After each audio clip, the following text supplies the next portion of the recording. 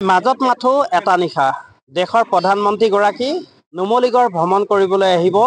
আৰু তাকে লৈ এতিয়া নুমলীগড়ত উখল মাখল পৰিৱেশ। কালিলৈ ঠিক দিনৰ 2:15 নুমলীগড় লেটেকুজান চাহ বাগিচাৰ যি অস্থায়ী খেলপথাৰ সেই খেলপথাৰত দেশৰ প্ৰধানমন্ত্ৰীগৰাকীৰ হেলিকপ্টাৰ অৱতৰণ কৰিব আৰু তাৰ পিছতেই তেওঁ পোনে পোনে নুমলীগড়ৰ যি নৱতম সংযোজন যি বাঁহভিত্তিক জৈৱ শোধনাগাৰ সেই শোধনাগাৰৰ শুভ উদ্বোধন কৰিব আৰু সমান্তৰালভাৱে নুমলীগড়ৰ আন এক উদ্যোগ যি পলিপ্ৰেপলিন উদ্যোগ সেই উদ্যোগৰ আধাৰশিলা স্থাপন কৰিব। আৰু মোৰ সতীৰ্থই দেখুৱাব কিদৰে দেশৰ প্ৰধানমন্ত্ৰীগৰাকীক আদৰিবলৈ এতিয়া কটকটীয়া নিৰাপত্তা বেষ্টনী গঢ়ি তোলা হৈছে আৰু খুমটাই সমষ্টিৰ অন্তৰ্গত লেটেকুজানৰ যি টেংকাৰ ষ্টেণ্ড আছে সেই টেংকাৰ ষ্টেণ্ডত এক বিশাল জনসভাৰ সম্বোধন কৰিব দেশৰ প্ৰধানমন্ত্ৰীগৰাকীয়ে। আৰু প্ৰধানমন্ত্ৰীগৰাকীক নিচেই কাষৰ পৰা চাবলৈ নুমলীগড়ৰ যিসকল লোক সেই লোকসকলে অধীৰ আগ্ৰহেৰে বাট চাই আছে। মোৰ লগত এজন ইয়াৰ স্থানীয় লোক আছে, মই পোনে পোনে তেওঁৰ পৰা জানিব বিচাৰিম কালিলৈ দেশৰ প্ৰধানমন্ত্ৰীগৰাকী নুমলীগড়লৈ আহিব, সকলো অধীৰ আগ্ৰহেৰে বাট চাই আছে, কি ক'ব? প্ৰথম কথা হ'ল দেশৰ প্ৰধানমন্ত্ৰী আহিব আৰু তাৰ কাৰণে এটা অনুষ্ঠান ইয়াত আয়োজন কৰা হৈছে আৰু আধাৰশিলা বায়ুফাই আধাৰশিলা স্থাপন কৰিব আৰু বিশেষকৈ প্ৰধানমন্ত্ৰী আহিব, দেশৰ প্ৰধানমন্ত্ৰী আমাৰ এই অঞ্চলত আহিব, তাক লৈ কিন্তু প্ৰত্যেকজন ব্যক্তিয়ে খুব আশাৰে বাট চাই আছে কেতিয়া প্ৰধানমন্ত্ৰী আহিব। তাৰ কাৰণে যাৰ যি যেনেকুৱা কাম আছিলে আজিয়ে হয়তো শেষ কৰিছে, অহা কাইলৈ বিভিন্ন ধৰণৰ আলহী আছে, দেখি গম পাইছোঁ প্ৰত্যেকৰ ঘৰত 2-এজনকৈ আলহী আহি গৈছে প্ৰধানমন্ত্ৰীক চাবৰ কাৰণে। হয়তো অহা কাইলৈ বহুত যথেষ্ট ভিৰ হ'ব। তো অঞ্চলৰ ওচৰত থকা যিবিলাক ঘৰবিলাকত প্ৰধানমন্ত্ৰী খুব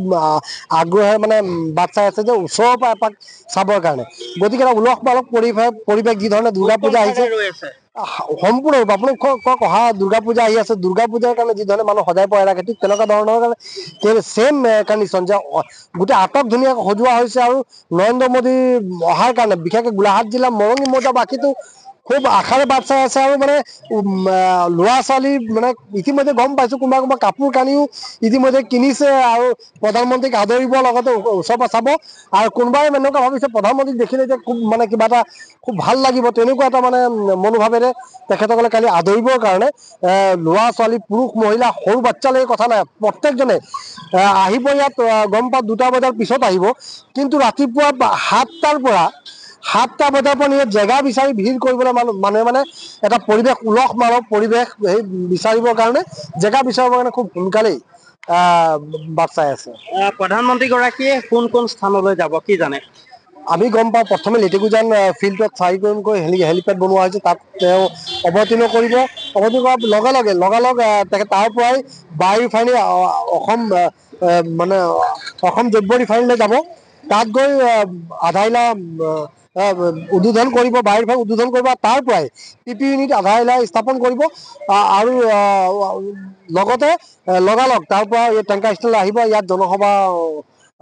কৰিব আৰু এই জনসভাৰ কাৰণে লাখ লাখ মানুহ আশাৰে বাট চাই আছে আৰু এই লাখ লাখ মানুহ মনৰ সান্তনা দিবৰ কাৰণে নৰেন্দ্ৰ মোদী আহিব। আৰু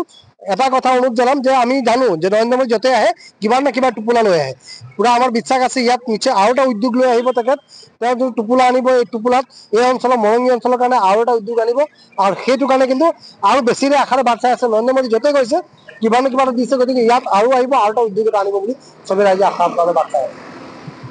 হয়, নিশ্চয়কৈ দেশৰ প্ৰধানমন্ত্ৰীগৰাকীয়ে নুমলীগড় শোধনাগাৰৰ যি 5,000 কোটি টকা ব্যয় সাপেক্ষে নিৰ্মিত যি নুমলীগড়ৰ বাঁহভিত্তিক যিটো উদ্যোগ জৈৱ শোধনাগাৰ আৰু সমান্তৰালভাৱে পলিপ্ৰেপলিন উদ্যোগ, যোনটো উদ্যোগত প্ৰায় 7,000 টকা ব্যয় হ'ব, সেই দুয়োটা উদ্যোগ কালিলৈ দেশৰ প্ৰধানমন্ত্ৰীগৰাকীয়ে শুভ উদ্বোধন কৰিব। আৰু এটা কথা ক'ব লাগিব, যিহেতু আশাৰ বতৰা লৈ এইবাৰ দেশৰ প্ৰধানমন্ত্ৰীগৰাকী নুমলীগড়লৈ আহিছে আৰু ইতিমধ্যে আজিৰ দিনটোত দেশৰ প্ৰধানমন্ত্ৰীগৰাকী ঠিক 4:30 বজাত